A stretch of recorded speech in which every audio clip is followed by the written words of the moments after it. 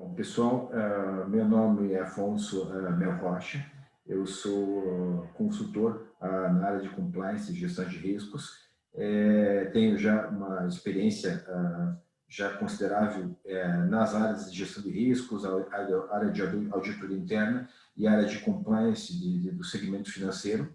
E gostaria nessa apresentação, não reprisar, não repassar conceitos básicos de compliance com vocês. A minha ideia é conversar um pouco com vocês sobre a eficácia dos sistemas de compliance, dos programas de compliance, por que alguns programas de compliance funcionam menos, por que há muitos escândalos que nós temos vistos no mundo corporativo aconteceram em empresas que tinham programas de compliance. Então, eu acho que mais ou menos essa vai ser a ênfase da minha apresentação. Eu vou compartilhar com vocês uma apresentação que eu fiz mais ou menos para guiar, para não ficar tão maçante a nossa apresentação, daí eu vou compartilhar a minha tela a partir de agora. Tá? Vamos ver aqui. Eu quero ver como é que eu faço aqui. Então, pessoal, como eu tinha falado, quero conversar com vocês sobre programas de compliance e fazer, todos juntos, com todo mundo, uma reflexão sobre a eficácia, qual é a habilidade desses programas de compliance de atender os seus objetivos, os quais são garantir que as pessoas representando a empresa façam a coisa certa. E o que é a coisa certa? A coisa certa é o que está prescrito pela lei, são os padrões éticos e são os bons costumes e, às vezes, muito particulares a uma determinada empresa. Existem atitudes que são certas numa empresa e são, talvez, duvidosas em outra. Mas vamos lá, vamos partir agora para discorrer sobre os conceitos. Basicamente, assim, o que é um programa de compliance e sobretudo, eu queria ressaltar o que são riscos de compliance, porque a área de compliance ela não é uma área que envolve muito conhecimento jurídico nas empresas, mas é uma área que envolve gestão de risco, é uma área de prevenção, é uma área de contenção e é uma área, sobretudo, de sustentabilidade empresarial. E deixar isso muito claro. Então, riscos de compliance são riscos de pessoas, nas suas funções, representando a empresa, que elas não agem corretamente, ou seja, de acordo com a lei, costumes, ou mesmo comportamentos particulares considerados éticos pela empresa.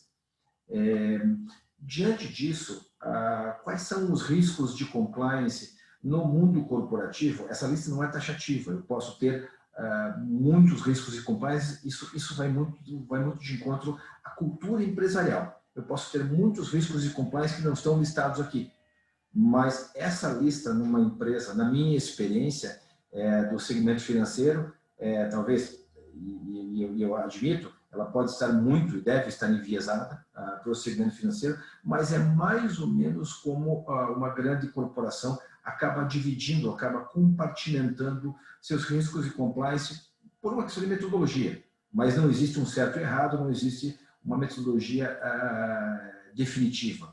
Então, nós temos como risco de compliance, tem um risco regulatório, ou seja, o risco da empresa quebrar uma regulamentação, quebrar uma lei, o risco da empresa infringir uma determinação de um regulador. No segmento financeiro, que é muito regulado, isso é muito comum, esse risco é muito necessário, é muito necessário que se gerencie esse risco, porque a quantidade de regulamentações, seja no segmento bancário, de seguros, a quantidade de reguladores que eu tenho é muito grande e são muito prescritivos. Então, eu preciso, sim, de uma monitoração para saber qual é a probabilidade de estar quebrando alguma regulação, de estar agindo em desconformidade com alguma regulação. E, em segundo lugar, eu tenho um risco de quebra contratual. Isso é um risco que é muito voltado para os contratos que a empresa celebra. Qual é o risco da empresa descumprir um contrato e, portanto, se expor a uma penalidade contratual, a uma sanção, ou mesmo se for um contrato de consumo, um contrato cliente final, é uma eventual infração a leis de consumo, a lei de consumidor. E cada país tem a sua, sabe? Então, isso é muito claro. Existe um risco de envolvimento da empresa em lavagem de dinheiro. A empresa lavar dinheiro ou a empresa ser usada para lavagem de dinheiro. Eu explico aqui. A empresa, o que é a lavagem de dinheiro? A lavagem de dinheiro é como é que eu vou dizer assim,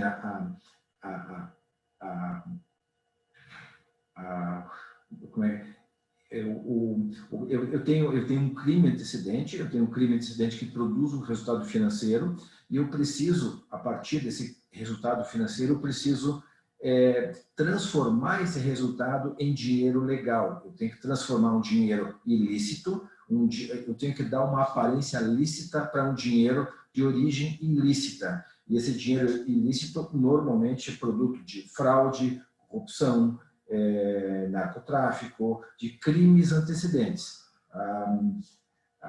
E eu digo isso porque eu posso ter o criminoso, no caso, envolvendo um terceiro, seja, por exemplo, um criminoso lavando dinheiro em uma joalheria, comprando joias. Eu posso ter um criminoso usando um banco para fazer uma remessa de dinheiro ilegal para o exterior. Então, o banco também, a instituição financeira, é corresponsável e a gente vai ver que ela tem obrigações legais de reporte de situações suspeitas. No caso, eu tenho risco de corrupção e suborno. Então, é o caso de alguém agindo em nome da empresa a pedir, oferecer ou receber suborno, ou praticar um ato que seja contra a lei para obter uma vantagem devida. No caso aqui, eu tenho o risco de venda inapropriada, que isso se aplica muito a segmento financeiro de investimento, que eu não posso, por exemplo, vender um fundo de ações de alto risco para um investidor conservador. Então, isso aí a CVM monitora. Eu não posso vender um produto que o cliente não tenha manifestado expresso interesse de comprar. Por exemplo, empurrar um produto, uma venda casada, que já é uma prática vedada no Código do Consumidor, que existe no Brasil, não tanto, mas existe principalmente na Inglaterra, existe uma legislação muito, muito específica e muito severa com relação à venda inapropriada, chamada Trade Customers Fairly, que é TCF. Existe também o risco da empresa se envolver em alguma prática de trust, de formação de cartel, de violação das regras de competição econômica. Então, por exemplo, combinar preço, combinar área de atuação com o teu concorrente, isso são práticas consideradas ilegais e a empresa tem que monitorar se ela tem esse tipo de atuação. Óbvio, como eu falei, essa lista não é uma lista taxativa, eu posso pensar a partir do conceito de compliance de muitos outros riscos, dependendo da natureza da empresa. Se eu estou falando de uma empresa farmacêutica, se eu estou falando de uma empresa, uma construtora que constrói grandes obras para o governo, eu tenho outros tipos de risco que eu posso pensar neles. A referência para os riscos de compliance, como eu falei, é a legislação, a ética. Aí é muito bom que a empresa defina o que é ética, defina quais são as condutas esperadas e os costumes. Então, existem ações que não são elencadas em lei, mas mesmo assim são ações do ponto de vista reprováveis, que não deveriam ser tomadas. Então, o mundo compliance, eu até vou fazer um breve histórico aqui, sem me alongar muito. O mundo compliance ele iniciou há muitos anos. Não se falava em compliance tanto no século passado. Compliance é uma palavra que ela começou a ser muito mais batida no século XXI, mas um dos grandes precursores de compliance é o segmento financeiro. E até eu vou passar para vocês alguns casos icônicos, alguns casos célebres do mundo financeiro que até foram usados para transformar a indústria financeira, transformar a maneira como as instituições financeiras controlam os seus riscos. Em 95, um operador de derivativos do banco Barings, é um banco milenar britânico, ele abusou de uma falha de controle operacional na mesa de investimento de derivativos e ele apostou 1,3 bilhões em negociações sem qualquer tipo de proteção, aproveitando falhas de controle e aproveitando falhas do que a gente chama de back-office. O banco tinha controles fracos e aconteceu que uma única pessoa apostou mais do que o caixa do banco num incidente e apostou de maneira individual. Óbvio, se ganhasse, ganharia muitas vezes aquele patrão, mas o que acontece? Ele perdeu a aposta e ele apostou o banco todo, quer dizer, era uma exposição de risco não planejada. Logo após o incidente, o banco decretou o fechamento. O banco de mais de 100 anos fechou por ação de uma única pessoa. Então, um caso mais recente, do século XXI já, o caso da Enron, que era uma empresa de uma prestadora de serviços de eletricidade, serviços públicos no Texas. Ela inflou a receita dela de modo artificial para esconder um prejuízo de 11 bilhões. Aí, no caso, as investigações descobriram que a empresa manipulou o mercado de energia, a empresa fez um conluio com a própria auditoria interna e externa, a empresa, e com isso depois a Andersen, a empresa que fazia auditoria interna e externa da Enron, também fechou. E daí, em 2007, anos mais tarde, a empresa também decretou falência. Nada muito parecido aconteceu com a WorldCom. A WorldCom era a segunda maior empresa de telecomunicações dos Estados Unidos. Ela também admitiu, confessou 7,1 bilhões de dólares em erros contábeis. A empresa registrava despesas que são exigíveis na contabilidade e registrava como investimento. Aí mudava completamente o perfil de risco, mudava completamente o balanço da empresa e depois a empresa reconheceu a fraude e decretou falência. Quer dizer, uma série de casos que as pessoas não fizeram a coisa certa, seja por uma questão de falha operacional, seja uma questão não se falava nessas épocas, se falava em compliance, mas não como agora. A partir e também, mais um pouco, a partir de 2001 também, nós tivemos, 2001, nós tivemos um atentado, o advento, o recrudescimento do terrorismo nos Estados Unidos, com a queda das Torres Gêmeas, o atentado às Torres Gêmeas, e a partir daí o governo americano lançou o chamado Patriot Act, que dava poderes, que expandia os poderes do governo americano para impor uma série de restrições e medidas de segurança também para combater a lavagem de dinheiro. E nessa mesma época também aconteceu, até como um resultado do que aconteceu, principalmente com a Enron, que é a WorldCom, a lei Sarbanes-Oxley começou a estabelecer sanções maiores para a empresa com relação ao procedimento contábil. E, devido ao Patriot Act, começou uma fase de pesadíssimas multas para o sistema bancário, principalmente por problemas de controle em relação à lavagem de dinheiro. Então, nós tivemos o ABN, que foi o primeiro grande banco internacional multado, o próprio HSBC foi multado por operações no México, o Credit Suisse, o Barclays, o próprio Citibank, quase todos os grandes bancos internacionais foram pesadamente sancionados pelo Departamento de Defesa americano, pela justiça americana por uma certa fraqueza, uma certa leniência com relação a controles de lavagem de dinheiro. Tá? Então, isso aconteceu e mudou muito o sistema financeiro, mudou muito a maneira como os grandes bancos executam suas práticas de gestão e mudou muito e colocou muito mais ênfase nas áreas de compliance. Então, a partir daí, eu tenho, até vale a pena comentar também que eu tenho o BIS, que todo mundo já ouviu falar, é uma associação de bancos, tem mais de 50 bancos, de bancos centrais, que ela a sede dela é Basileia, por isso que chama-se muito de Acordo de Basileia, Índice de Basileia, porque é o índice de capital que os bancos precisam para operar. Um dos índices, o principal índice é o índice de liquidez, é o índice de Basileia. Hoje ela é chamada de BIS, Bank for International Settlements, é uma instituição para cooperação internacional.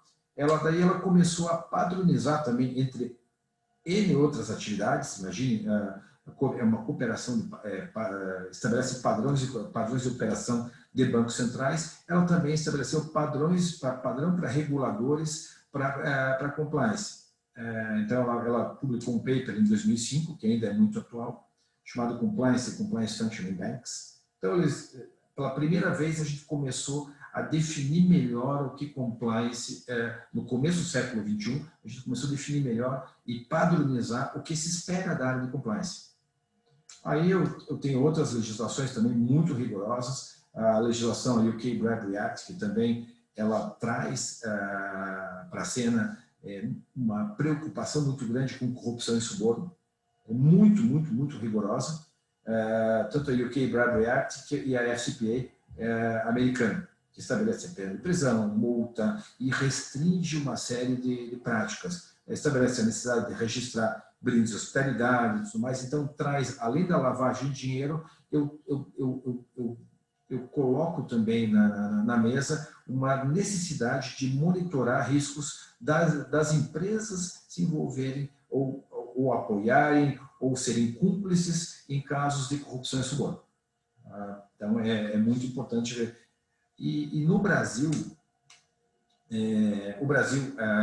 normalmente na regulação acaba não sendo tão pioneiro, mas eu tenho que é digno de menção aqui, eu tenho a Estratégia Nacional de Combate à Lavagem de Dinheiro, que é a EMPLA, lavagem de dinheiro, corrupção e lavagem de dinheiro, tem mais um C ali. Então.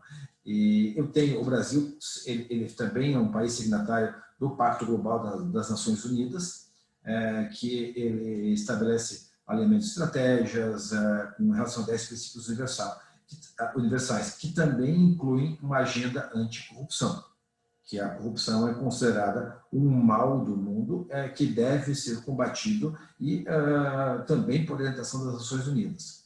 Aí eu tenho, em 2006, uma resolução do Bacen estabelecendo como os bancos devem estruturar suas áreas de gestão de risco operacional.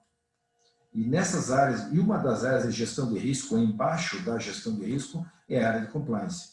Aí eu tenho a ISO 19600, que é uma ISO que determina como que deve ser estruturado uma área de compliance. Muito boa. Se vocês tiverem curiosidade algum dia, eu sugiro vocês lerem essa ISO, que ela tem ela diz exatamente como que tem que ser treinada, como que tem que ser a parte de planejamento de recursos, a parte de independência, a capacitação dos profissionais e assim vai. Eu também tenho uma ISO, que é 37001, que é a ISO anticorrupção e suborno.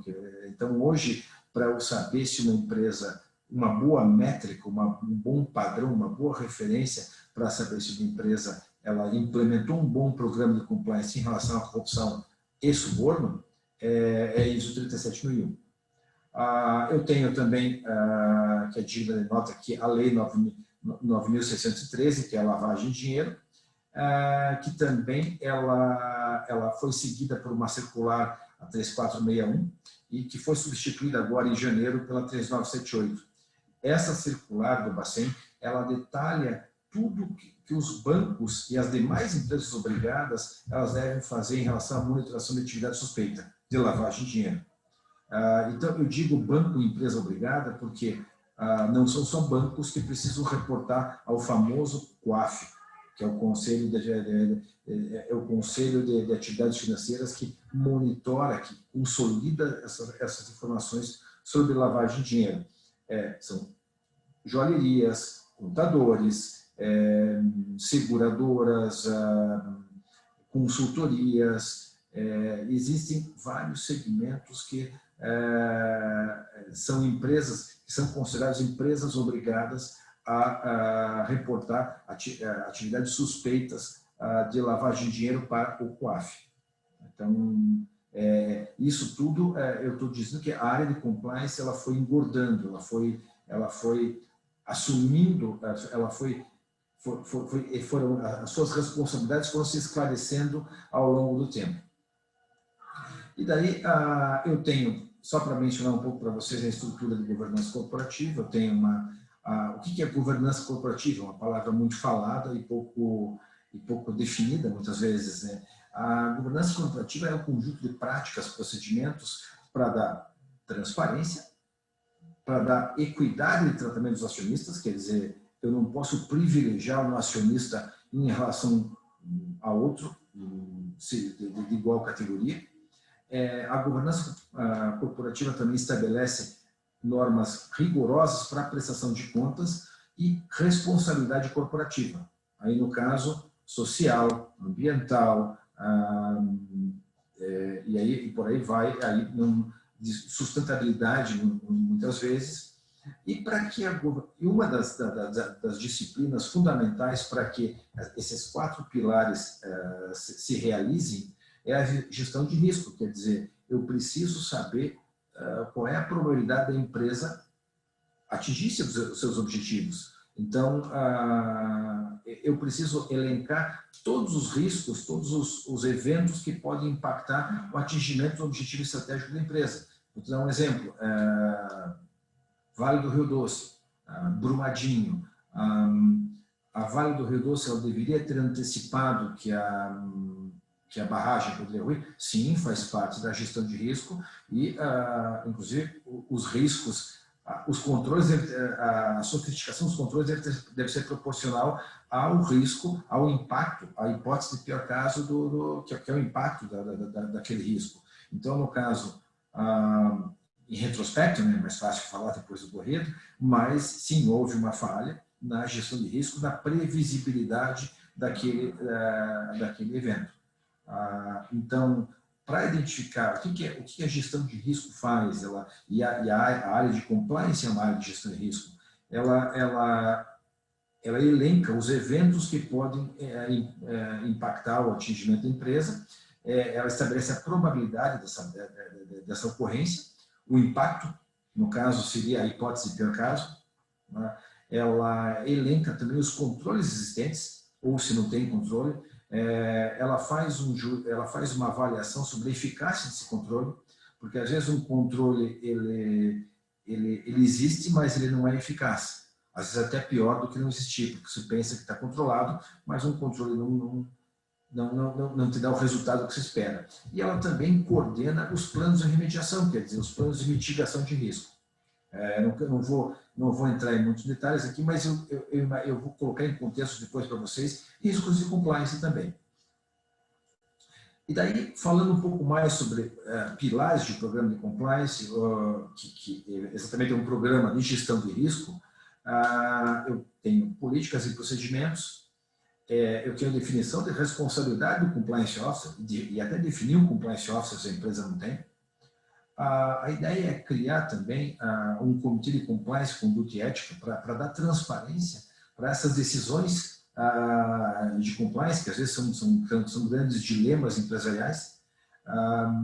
Eu tenho que treinar todas as pessoas com relação a treinar e comunicar adequadamente o que eu espero delas. Aliás, esse é o primeiro passo, comunicar para as pessoas qual é a conduta esperada, para que eu possa cobrar dessas pessoas quando elas tiverem uma conduta diferente, uma conduta distinta da esperada, mas primeiro eu tenho que, de maneira clara, de maneira concisa, comunicar o que se espera de cada um, de todas as partes envolvidas, não só funcionários, mas parceiros, clientes, fornecedores e assim vai. Eu preciso muito ter um programa de monitoração e auditoria, quer dizer, eu não posso, não adianta só eu, por exemplo, eu dizer qual é a conduta esperada e não monitorar se existe por exemplo, uma conduta distinta, uma conduta diversa da esperada. Eu preciso monitorar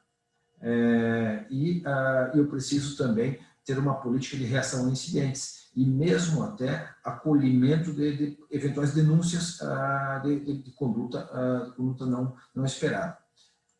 E daí a gente começa a refletir aqui, e aí eu acho que esse é o objetivo da nossa conversa, mas por que se eu tenho tantos escândalos de corrupção, lavagem de dinheiro, eu tenho tantos escândalos envolvendo suborno, envolvendo fraudes, eu tenho casos que eu não comentei aqui, mas eu tenho o caso do famoso Dieselgate da Volkswagen, que a Volkswagen ela tinha uma política, apesar de existir a compliance, existir compliance officer, ela tinha um software de gestão dos motores diesel turbo nos Estados Unidos que, para fazer a certificação do motor nas autoridades ambientais, eles baixavam a potência do motor para o motor poluir menos. Mas o motor que era vendido no mercado não era com o mesmo software, que era um motor que era mais potente, mas poluía muito mais, e é um motor que não passaria no teste. Quer dizer, uma clara fraude de um teste de poluição, um teste de emissão de poluentes.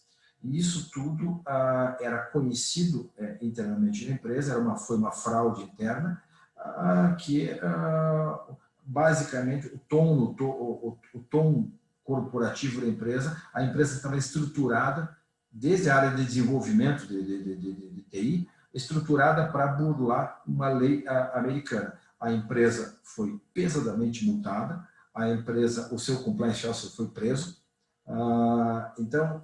Mas por que não se faz a coisa certa? O dilema entre fazer a coisa certa e se dar bem, ele é desde a época de Shakespeare, ele é desde a época de Hamlet. Quem gosta de teatro, eu particularmente gosto, desde o Hamlet, ele sempre tem aquele dilema universal. Eu faço a coisa certa ou eu ganho o reino?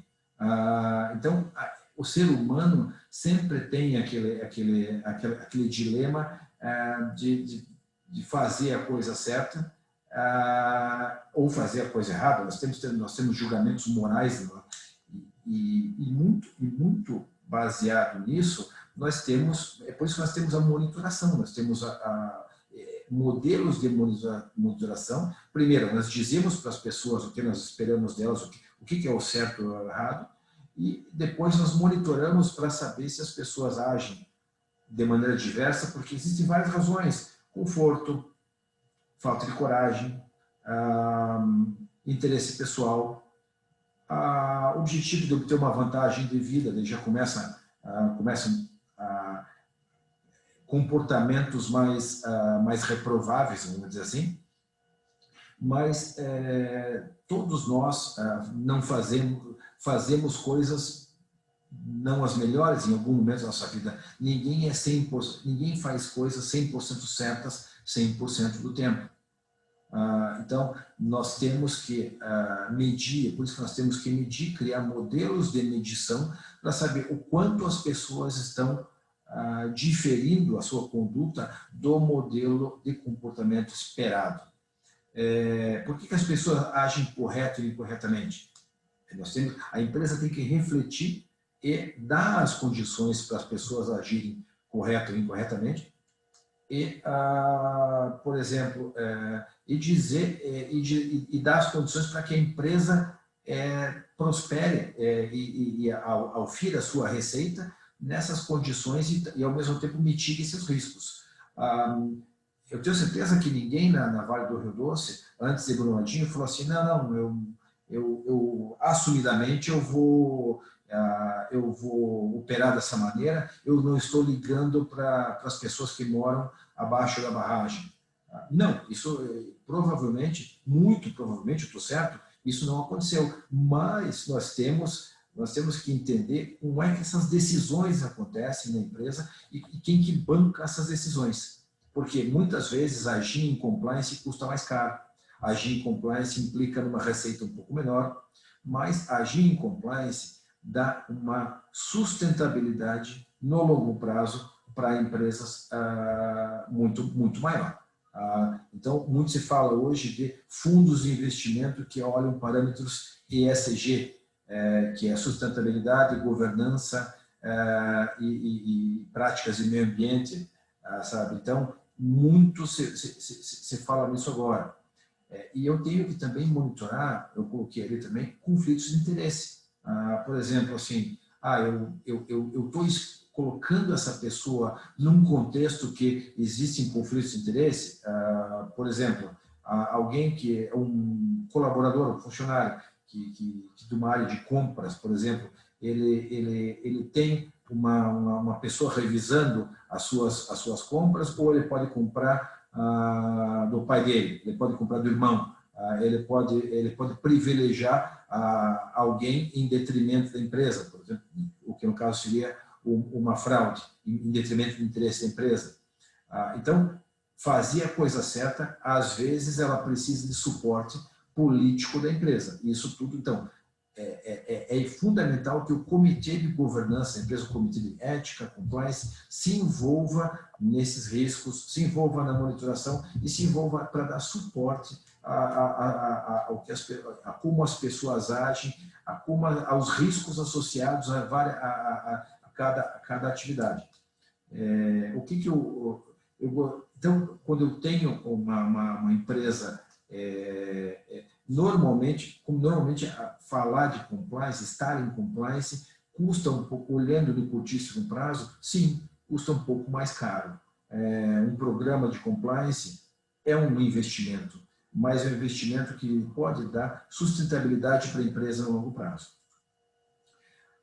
E é fundamental para entender por que existe programa de compliance, no caso, essas empresas têm, por exemplo, uma Odebrecht. A Odebrecht sempre teve um programa de compliance, mas ao mesmo tempo ela tinha um departamento chamado de operações estruturadas, isso é informação pública, que era um departamento de gestão da propina. Mas uma coisa não está frontalmente oposta, não contraria a outra completamente. Então, nós temos que entender que o processo de compliance, a governança de compliance, tem que começar no dono da empresa, no presidente, no board de diretores. Essas pessoas têm que genuinamente, verdadeiramente dar suporte, querer estar em compliance, querer fazer a coisa certa. Se os donos, os representantes do capital, os representantes da vontade dos acionistas não conseguem convencer as pessoas que eles querem fazer a coisa certa, eu digo que a tarefa de implantar um programa de compliance fica muito difícil, quase inviabilizado. Então, o que tem que ter um programa de compliance? Assim, quando a gente começa a tentar, deixa eu tentar medir eficácia. Por que medir eficácia de um programa de compliance às vezes pode ser bem mais difícil do que simplesmente implantar? Um programa de compliance, primeiro, ele tem que comunicar a conduta para cada um. Colaborador, parceiro, cliente, fornecedor, todas as contrapartes, todos os stakeholders que a gente gosta de chamar, eu tenho que comunicar para cada um o que eu espero deles. O que é uma conduta tipo, o que é uma conduta honesta, o que é uma conduta moral, o que é uma conduta ética.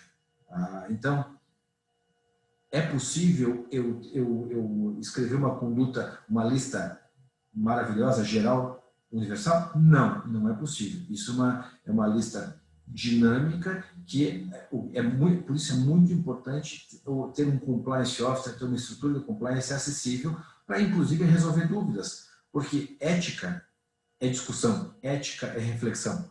Não existe uma ética universal e eterna. Cada empresa tem que desenvolver, tem que criar os seus padrões éticos e comunicar de maneira incessante para cada envolvido.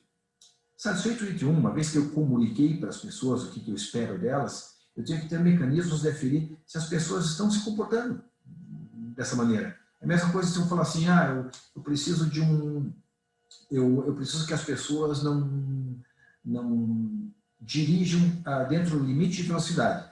Então tá, eu mando uma cópia do código de trânsito para cada uma, e eu digo assim, puxa, vocês leram o código de trânsito, assinaram que leram o código de trânsito, então eu estou tranquilo, ninguém vai ultrapassar o limite de velocidade. Não, isso não vai acontecer. Eu preciso de radar, eu preciso de guardas da rua para multar eventualmente essas pessoas, para que eu consiga aferir e tomar as ações esperadas caso haja condutas diversas da esperada. Eu coloco aqui, tem que ser dado especial atenção para existência de interesse conflitante. Muitas vezes eu tenho um segundo vínculo com uma outra pessoa. Eu posso por exemplo, contratar serviços da minha esposa. Ela pode, até pode, mas é fundamental que você não seja, portanto, a única pessoa que vai decidir sobre isso aí. Nós temos que neutralizar esse risco de conduta inapropriada, de privilegiar alguém por existir esse segundo vínculo, por ser sua esposa. Okay? E uma vez que foi identificada a conduta diversa, a empresa deve ter um processo impessoal para reparação imediata do dano, em primeiro lugar. Se a empresa, por exemplo, se envolveu num impacto, por exemplo, teve uma ação que causou impacto ambiental, imediatamente tem que reparar o dano, não porque a lei diz, mas porque a empresa quer fazer a coisa certa. E, se for o caso, sempre que possível, eu tenho que inibir a recorrência daquele evento de perda.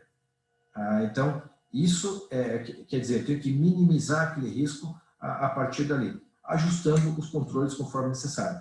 Eu tenho que ter isso tudo registrado, o que é fundamental ter um modelo simples, mas muito assertivo de registro dessas ações. Então, eu tenho que criar um sistema de métricas da empresa. A diferença entre um programa de compliance que não funciona e um que funciona, se eu pudesse usar uma palavra-chave para definir, é a métrica.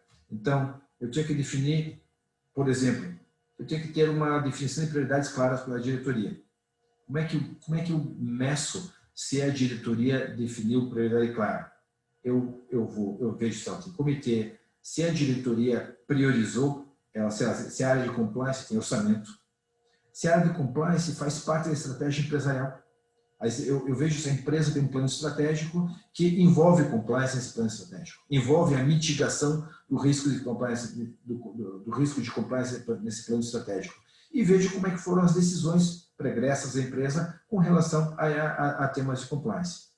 Eu vejo se a empresa também definiu funções e responsabilidades com relação a organograma, job description, revisão de processos. E uma coisa que eu não coloquei aqui, que é importantíssima, eu tenho que entender que os executivos são pagos, são remunerados, os funcionários, que compliance, isso já é uma geração que não é aprimoramento, mas eu tenho que ter as métricas de compliance contribuindo para impactando o pagamento variável dos executivos e funcionários. Então, se existem decisões que acarretem riscos de compliance, essas decisões, as pessoas que tomaram essas decisões têm que ser penalizadas, e uma maneira muito eficiente, muito eficaz de penalizar é fazer doer o bolso dessas pessoas. Então, muito comumente, as empresas remuneram seus funcionários, seus executivos, por receita e despesa, pelo resultado financeiro deles. E deve continuar sendo assim, mas os riscos de compliance devem também ser fatorados na definição do pagamento variável dessas pessoas. eu tenho que ter uma análise de riscos a partir daí. Então, como é que eu vejo se a empresa analisa riscos? Eu tenho que ver o que aconteceu com a empresa a natureza da empresa, que tipo de risco quais são os critérios para elencar esses riscos, o que pode acontecer com a empresa. É quase um exercício de reflexão muito profundo, saber a gente criar essa lista de riscos, criar esses mapas de riscos, controles e ações associadas para mitigar esses riscos. Isso é a espinha dorsal do programa de compliance. É a listagem, é a documentação dos riscos que a empresa corre. E não existe empresa que não corre riscos. Desculpa, mas isso não existe. A empresa pode não documentar, mas a atividade empresarial envolve riscos sempre. Eu tenho que ter uma estratégia de monitoração, eu tenho que ter indicadores de risco, performance, constantemente revisados, porque indicadores de risco envelhecem, eles passam a não identificar mais risco, porque as pessoas até aprendem e começam a evitar aquelas atividades e começam a mudar o seu comportamento de acordo com o indicador de risco. E eu tenho que ter um acompanhamento independente desses indicadores, principalmente pela área de compliance e pelo Comitê de Compliance, Conduta e Ética. E, ao final, eu tenho que esses riscos, uma vez que eu tenho riscos, eu tenho que ter um plano de remediação adequado, um plano de remediação apropriado, um plano de mitigação desses riscos compatível com a natureza dos riscos.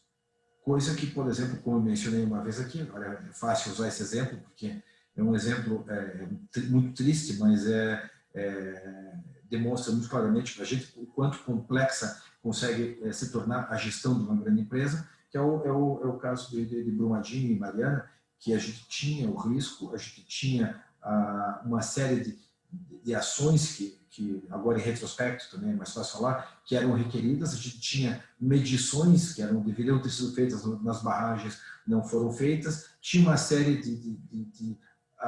de auditorias que eram feitas que também talvez não fossem as mais independentes, quer dizer, eu tinha um conjunto de fatores que fez com que ocasionou, que resultou naquela tragédia. Então, isso para ver que o dano que aquilo pode causar para uma grande empresa, o dano que não estar em compliance pode causar é muito relevante, uma empresa que quer ser sustentável ao longo do tempo, é muito importante que ela tenha uma área de compliance muito forte, muito atuante, muito independente.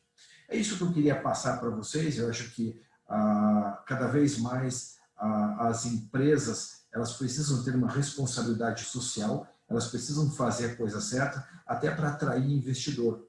Esses tempos atrás, me perguntaram assim, pô, mas eu escrevi até um artigo uma vez sobre compliance para startups. A startup também precisa fazer gestão dos seus riscos, porque a startup ela precisa de investimento anjo, ela precisa de parceiros financeiros que coloquem, que apostem nela. E o dinheiro, o que o dinheiro quer? O capital quer retorno, mas o capital quer retorno dentro de uma previsibilidade de risco. E isso que a área de compliance dá, assim como as outras áreas de gestão de risco da empresa.